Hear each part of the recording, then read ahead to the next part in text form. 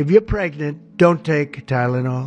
دونالد ترامب قال بينا الباراسيتامول دوليبران كيديروا لولادنا التوحد في وسط الحمل. هذا الميساج خطير بزاف، وكفارماسيان وباحث في علم الاعصاب كنظن بينا خصنا نهضروا على هادشي. اليوم غادي نعرفوا الفرق ما بين السببيه والارتباط. هذه هي النسبه ديال استهلاك لاكلاص والنسبه ديال الناس اللي كيغرقوا على طول العام. الا شتي هادشي يمكن لك تفكر بين استهلاك لاكلاص كيتسبب في الموت بالغرق، ولكن هادشي ماشي لوجيك. اغلبيه ديال الناس كياكلوا لاكلاص باش كيكون الجو سخون، والاغلبيه ديال الناس كيعوموا في الصيف. كاين ارتباط ولكن ما كايناش سببيه.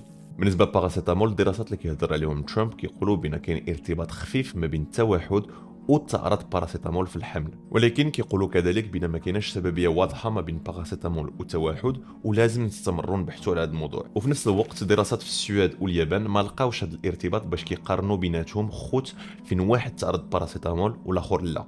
الناس اللي كياخذوا باراسيتامول كيكونوا اصلا اما مرض اما فيهم سخانه، وهادشي معروف كشي حاجه اللي يمكن لها تاثر في التطور العصبي ديال الاطفال في وسط الحمل، ويمكن له يفسر هذا الارتباط كي بحال المثال ديال لاكلاص. التوحد كيكون في واحد السبيكتر وجاي من اسباب معقدين كي بحال الورث الجيني ولا عوامل البيئه.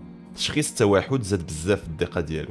هادشي ما كيعنيش بينا زاد ولا نقص التوحد في المجتمع، غير بينا ولينا كنشخصوا حسن دابا بالنسبه لهذه 50 عام. باش كناخذوا الدواء خصنا دائما نردوا البال ونفهموا مزيان بين هذه ماشي حاجه بسيطه. اي دواء عنده المنافع والمخاطر ديالو.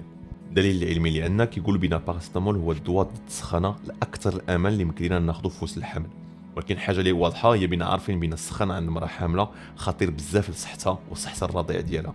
الا كنتو محتاجين الدواء عقلوا مزيان على هادشي. المنافع خصهم دائما يغلبوا المخاطر.